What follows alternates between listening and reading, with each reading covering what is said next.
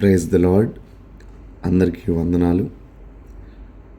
మేము ఈ channel run చేస్తూ రోజు ఒక వాక్యాన్ని ఆ దినం వాగ్దానంగా మేము అప్లోడ్ చేస్తున్నప్పుడు ఇనీషియల్ స్టేజ్లో కొంచెం తక్కువగా రీచ్ అయినా అది రోజు రోజుకి మంచిగా రీచ్ అవుతుంది. అందరూ కూడా నన్ను ఆదరిస్తున్నారు. అయితే ముఖ్య ఉద్దేశం అందరూ కూడా దేవుని వాక్యాన్ని తెలుసుకోవాలని, మరి ముఖ్యంగా తెలిసిన వాళ్ళు తెలియని వాళ్ళకి చెప్పాలని, షేర్ చేయాలని కోరుకుంటున్నాను.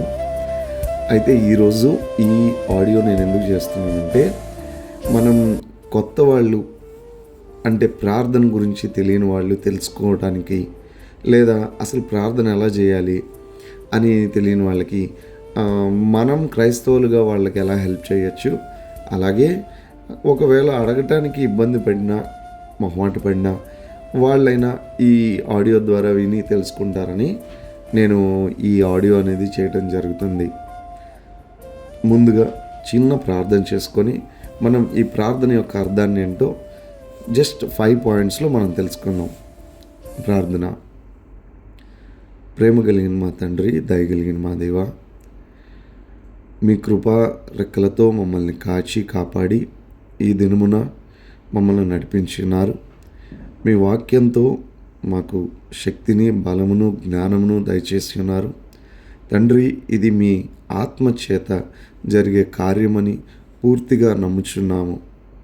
మా నమ్మకాన్ని మీరు నడిపించి దీవించి ఈ యొక్క రికార్డింగ్ ముఖ్య ఉద్దేశాన్ని సఫలపరచమని, వింటున్న ప్రతి ఒక్కరిని నీ యొక్క వాక్యంనకు అర్థము తెలుసుకునేలాగా సహాయం చేయమని యేసుక్రీస్తు వారి అతి పరిశుద్ధమైన నామంలో అడిగి వేడుకొంచున్నాం తండ్రి, ఆమేన్. సో ఈ రికార్డింగ్లో మనకి ముందుగా ప్రార్థన అంటే ఏంటి అని తెలియని వాళ్ళకి ఒక చిన్న 5 పాయింట్స్, అంటే కొత్తగా ప్రార్థన చేయడం నేర్చుకున్న వాళ్ళు, క్రిస్టియానిటీ అంటే the people who follow the Christ, క్రీస్తుని వెంబడించే వారిని మనం క్రైస్తవులు అంటాం. కాబట్టి ఇది ఒక రిలీజియన్గా కాకుండా ప్రార్థన ఎలా చేయాలి అనేది ఒక చిన్న సంభాషణ నేను చేయాలనుకుంటున్నాను. సో ఫస్ట్ ప్రార్థన అంటే ఇది ఒక కాన్వర్జేషన్ లాగా. ఎవరితో అంటే డైరెక్ట్గా గాడ్తో. మీరు దేవునితో మాట్లాడితే ఏ విధంగా మాట్లాడతారు, అలాగే మీరు మాట్లాడినప్పుడు దేవుని ఇచ్చే సమాధానం ఎలా పొందుకుంటారు, ఈ రెండిటి కలయికే ప్రార్థనలో ఒక పాయింట్. సో మీరు దేవుణ్ణి ఎలా అడుగుతారు, ఏమని అడుగుతారు, వాటిని మీరు ముందుగానే తెలుసుకొని ఉండాలి. ముందుగా తెలుసుకోవాలంటే అవి మీ హృదయంలో ఉండాలి. అంటే మీరు ఏమి కావాలో మీకు ముందుగా తెలిసి ఉండాలి. కావాలి అంటే అర్థం వస్తువు రూపంలోనే కాదు, మీ ఆత్మీయ జీవితానికి సంబంధించిన విషయాలు కూడా. తర్వాత ప్రార్థన ఎలా చేయాలి అంటే, మనకి చాలా రకాల ఇన్స్పైరింగ్ ప్రేయర్స్ ఉన్నాయి. మనకి ఎబ్బేజు ప్రార్థన ఉంది, యోబు చేసిన ప్రార్థన ఉంది, తర్వాత మనకి దావీదు ప్రార్థన ఉంది, కొర్నేలి ప్రార్థన ఉంది, తర్వాత సంఘం అందరూ కలిసి చేసిన ప్రార్థనలు ఉన్నాయి. మరి అసలు కొత్తగా ఒక వ్యక్తి అన్న నేను ప్రార్థనలో చేయాలి అని ఒక సిస్టర్, ఒక బ్రదర్ అడిగినప్పుడు ఫస్ట్ పాయింట్ ఇందాక చెప్పాను, అదొక కాన్వర్జేషన్ అని. మరి ఇప్పుడు ఎలాగంటే వాళ్ళు ఫస్ట్ నిజాయితీగా ప్రార్థన చేయాలి, అంటే చాలా కాన్షియస్లో ప్రార్థన చేయాలి. సరైన పదాలు కావాలంటే, ఇప్పుడు ప్రార్థన చేసేటప్పుడు ఎవరి కమిట్మెంట్తో వాళ్ళు మాట్లాడుతూ ఉంటారు. కానీ మనం నిజంగా ఏం కావాలనుకుంటున్నానో, మన హృదయంలో ఏదైతే ఉందో, దేవుడు మనకి ఏమైతే వినాలని కోరుకుంటున్నాడో ఆ పదాలతో మనం ప్రార్థన చేయాలంటే, ఏవేవో పదాలు కాకుండా, రిపీటెడ్ వర్డ్స్ కాకుండా, మీకు ప్రేయర్ చేస్తున్నప్పుడు నిజంగా మీరు కాన్షియస్నెస్లో ఉంటే ఏం మాట్లాడాలి, ఏం అడగాలో తెలుస్తుంది. అలాగే నెక్స్ట్, అన్న ప్రేయర్ ఎప్పుడెప్పుడు చేయాలి అని కొంతమంది అడిగారు. పొద్దున్నే చేయాలా, సాయంత్రం చేయాలా అంటే, ప్రేయర్ నువ్వు ఎప్పుడైనా చేయొచ్చు.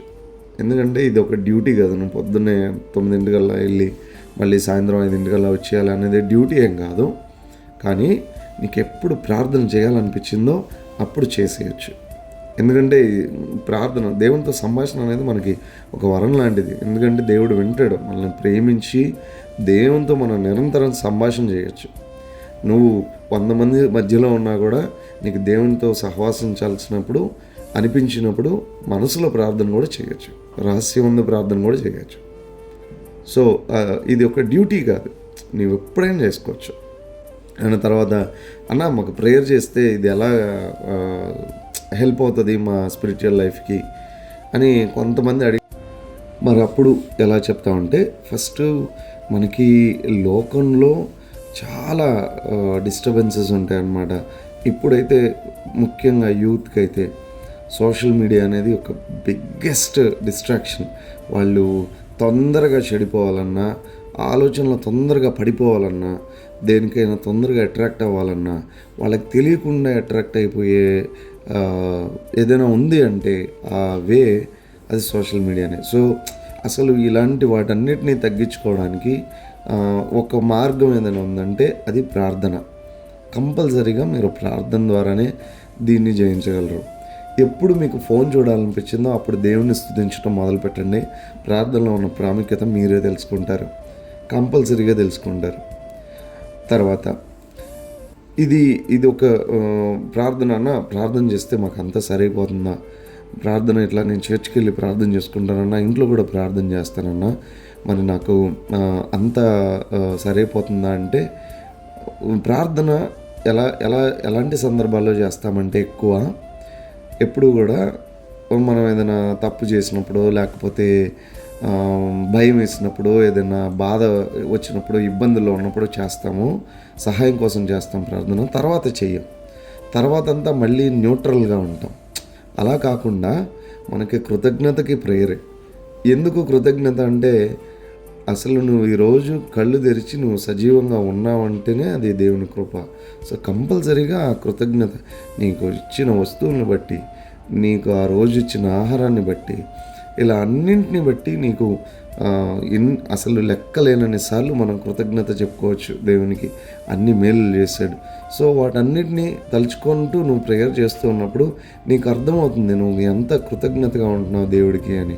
అది ప్రార్థన ద్వారానే అవుతుంది. ఈ ప్రార్థన అనేది మన ఆత్మీయ జీవితానికి, మన విశ్వాసానికి ఒక జీవనాడి లాంటిది అనమాట. సో మీ అందరికీ కూడా ప్రార్థన అంటే ఏంటి, లేకపోతే దాన్ని ఎలా చేయాలి అని ఎవరైనా అడుగుతున్నప్పుడు వాళ్ళకి ఈ ఆడియోని మీరు షేర్ చేస్తారని నేను ఆశిస్తున్నాను. అలాగే ఈ ఆడియో తర్వాత కంపల్సరీగా ప్రార్థనలో నేను మీకు ఇందాక చెప్పినట్టు ఆ ప్రార్థనలన్నీ కూడా రికార్డ్ చేస్తాను. Praise the lord.